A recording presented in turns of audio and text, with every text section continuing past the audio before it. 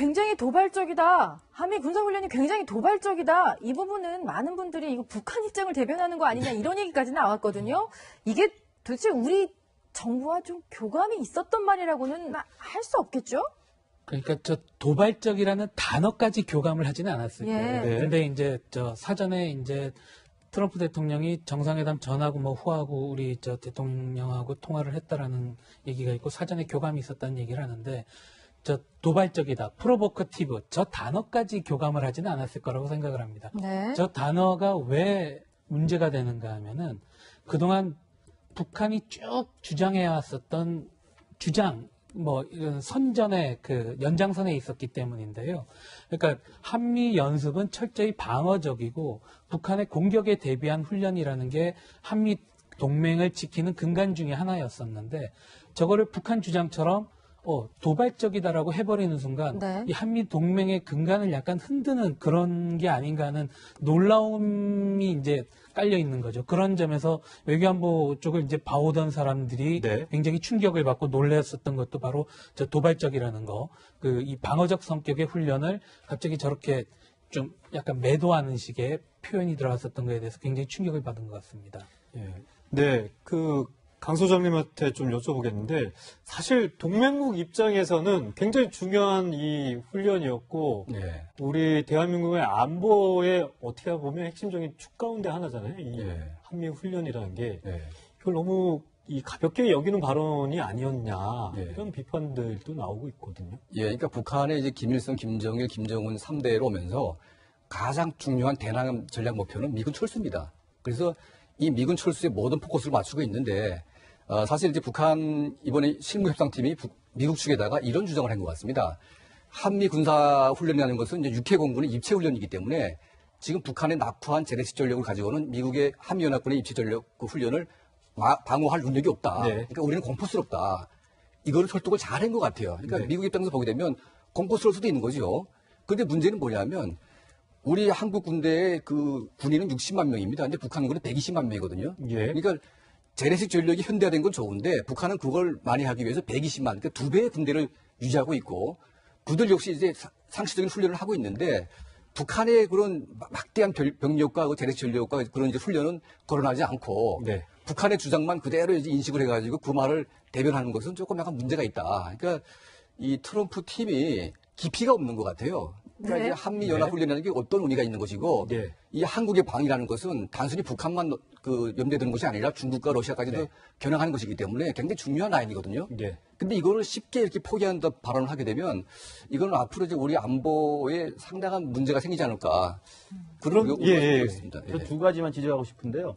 아까 이면 합의 나왔습니다만 네. 어제 발표된 공개 합의문에 4가지 항목밖에 없잖아요. 네. 근데 앞에 3가지는 사실은 그냥 양 정상이 관심 갖고 있는 의제를 제하기란 것밖에 안 됩니다. 네. 북한과 미국의 관계를 새롭게 수립하겠다. 평화체제를 만들기 노력하겠다.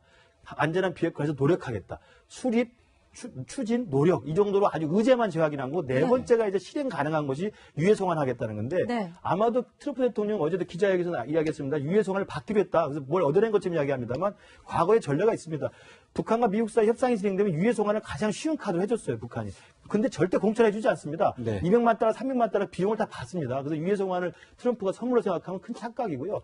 그래서 이면 합의는 저게 아니고 제가 볼 때는 구두의 약속이 있었던 것 같아요. 그러니까 이면 합의라는 것은 외교적으로도 아무리 컨피던셜리 쓰더라도 문서로 남겨놓게 돼 있거든요. 예. 그게 아니라고 한다면 구두 약속을 트럼프 앞에서 김정은이 한 건데 이게 말로만 약속이 되면 사실 믿을 게 하나도 안 되는 건데 그 구두 약속 중에 하나가 지금 어제 트럼프 대통령이 강조했던 게 뭐냐면 미사일 실험장을 폐쇄한다더라 이거거든요.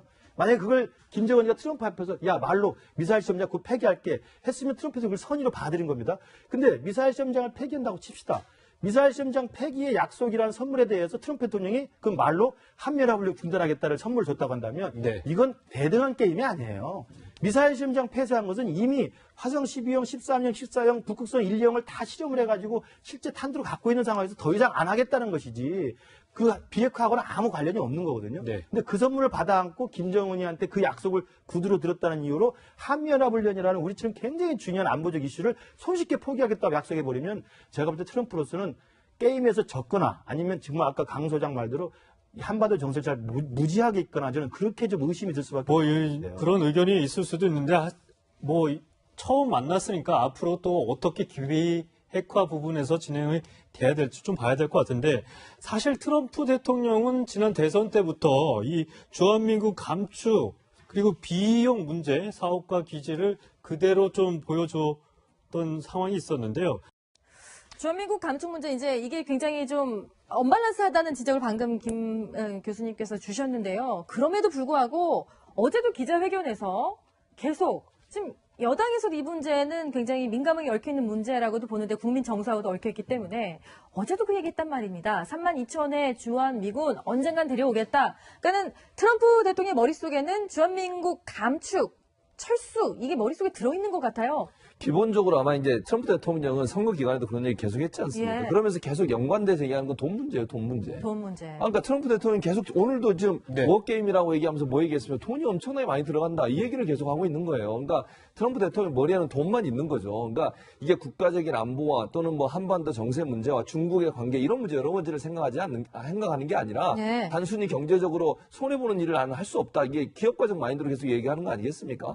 그런데 그냥 주한미군 철수 문제나 연합훈련 문제는 단순히 돈만 가지고 해결할 수 있는 문제는 아니라고 저는 보고요. 그런 차원이라고 본다면 우리 정부가 긴밀하게 협의를 해야죠. 그렇죠. 소위 동맹이라고 얘기하고 이러면서 우리 정부의 의견을 전혀 안 듣는다는 건 말이 안 된다고 저는 생각하고 그런 차원에서 본다고 하면 한미 군사훈련이나 아니면 주한미군 철수 문제는 네. 단순히 그냥 경제적 문제로만 네. 볼 수 있는 문제가 아니기 때문에 저는 우리 정부도 적극적으로 나서서 대화할 거라고 보고요. 트럼프 대통령이 물론 그런 생각을 갖고 있지만 우리도 설득을 해야 되겠죠. 어떤 이유 때문에 이렇게 해야 되는지는 네. 설득을 하고 또 미국 내에도 주한미군 철수에 반대하는 많은 인사들이 있어요. 군부도 그렇고 그런 분들이 적극적으로 트럼프를 설득해야 된다고 생각을 하고요.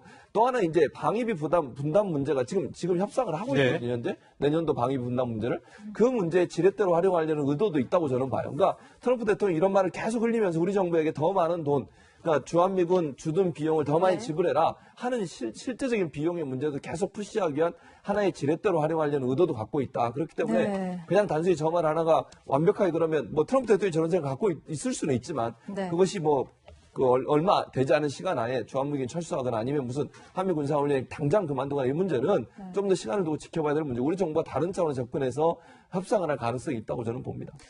그런데 저는 뭐 사실 트럼프 대통령 입장에서 뭐 여러 가지 외교적이나 동맹국의 입장을 고려를 할 필요도 있지만 정말 미국 입장에서는 미국 국민들 입장에서는 주한미군 국내로 송환하고 경제적인 문제 가뜩이나 이 미국 경제 사정이 어려운데 그럼 비용을 더 이상 지불하지 않겠다. 이건 미국 내부 국민들이 봐서는 좀 환호를 얻을 수 있는 긍정적 평가를 내릴 수 있는 부분도 아니에요. 근데 왜 그게 문제가 되냐면요. 지금 미국이 국제 정세에서 여러 가지 군사적으로 중요한 위치에 있잖아요. 네. 중국과 그렇죠. 러시아를 포함해서 환태평양 지역에서 군사적 위치, 또 필리핀의 뭐 여러 가지 문제, 이런 문제들이 사실 중국과의 엄청나게 대립된 각을 세우고 있는 상황 아니겠습니까? 그런데 한반도에 주한미군이 없다고 생각을 해보세요. 그렇게 되면요. 본인들 입장에서 상당히 어려운 상황에 빠지게 돼요.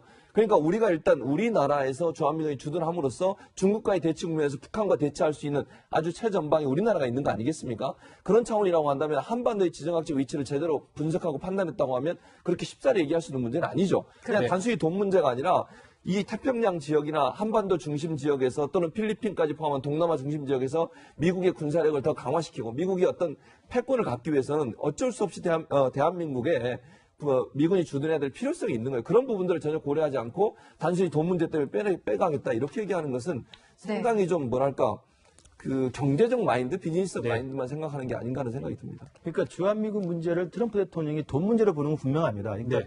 대선 후보 시절에도 주한미군에 대해서 그런 이야기를 많이 했었어요. 네. 네. 그리고 방위 분담금 우리가 택도 없이 돈을 너무 많이 내고 있다. 네. 우리가 한국을 지켜주고 있는데 한국은 우리 무역흑자를 통해서 우리 돈을 빼가고 있다. 네. 이런 식의 마인드를 갖고 있고 중국에 대해서도 그런 생각을 많이 갖고 있거든요. 그렇군요. 예. 그래서 대통령이 되자마자 지금 경제 전쟁 해가지고 중국의 보복 관세에서 엄청나게 때리고 있지 네. 않습니까? 네. 그러니까 철저하게 트럼프 대통령은 돈의 관점에서 미국에게 이익이 되는 거라면 안보고 외교고 사실 상관없이 네. 하겠다는 건데 지금 어제 나왔던 저 주한미군에 대한 이야기는 물론 다 빼서 집에 돌려보내고 싶지만 지금은 아니다. 이렇게 네. 일단 무슨 그렇죠. 단서를 달았습니다. 달았죠. 단서를 달았기 때문에 네.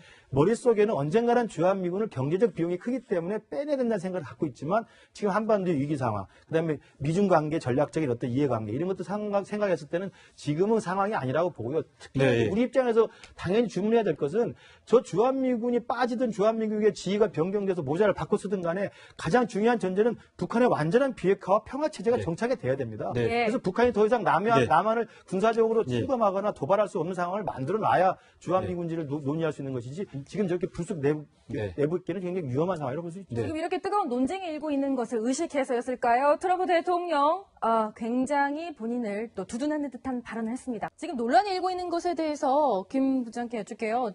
굉장히 스스로를 또 방어하는 듯한 얘기를 지금 연일 쏟아내고 있지 않습니까?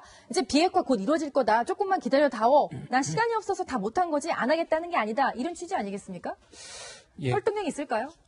일단 뭐 설득력을 계속 강조를 하겠죠. 예. 뭐 저 정상회담 어쨌든 트럼프 본인이 이제 진행을 한 거기 때문에 본인은 어쨌든 이게 계속 성공했다라는 걸 홍보를 해야지 되는 상황이고요.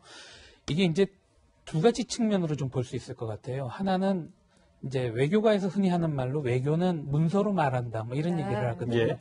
결국 그거는 뭔가 하면은 서로 진행 과정에서 뭐 틀어질 경우에 다시 원문을 보고 이렇게 합의를 했는데 어떻게 된 거냐 해가지고 조정을 하는 근거로 삼을 수 있기 때문에 외교는 문서로 말한다라는 얘기가 이제 외교가에서 뭐 기본 철칙같이 이제 돼 있는 거죠. 근데 이제 정상회담을 해서 이제 외교 문서를 만든 건데 또 하나의 트럼프의 이제 특이점을 살펴보면은 과거 이제 트럼프는 기존 미국 정치 질서와는 좀 다른 길을 계속 걸어왔었죠. 뭐 네. 기업가로서 들어왔었고 공화당에서 이제 자리를 잡았었던 네. 거, 또 대외 협상하는 과정, 아까 또 돈 얘기로 이렇게 많이 한다 그랬었지만 그 점에서 또 하나의 이제 다른 측면을 볼 수 있는 건데 문서에는 없지만 뭐 여러 가지 얘기했죠. 뭐 네. 한미 훈련 얘기에다가 뭐 주한미군 얘기에다가 뭐 시험장 얘기.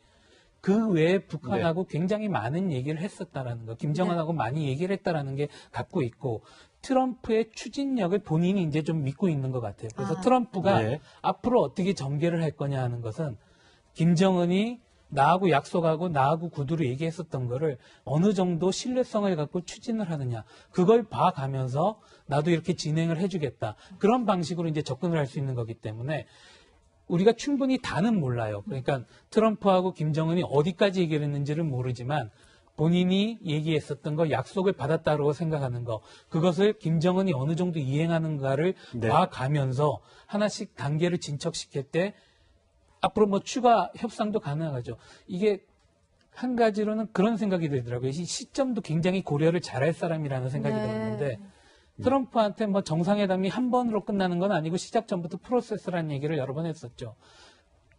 트럼프에게 남은 이 일정을 보면은 11월 중간 선거가 있는데요. 그때 이제 자기 중간 평가에 해당하는 건데 그 앞 시점, 그 근처에 됐을 때 뭔가 하나 또 빵 터뜨려주는 그런 게 이제 본인이 필요하다고 생각을 했을 테고 그때쯤 아마 뭔가 추가 2차 회담 이런 걸 통해 가지고 진전된 상황을 보여주지 않을까 그렇게 생각합니다.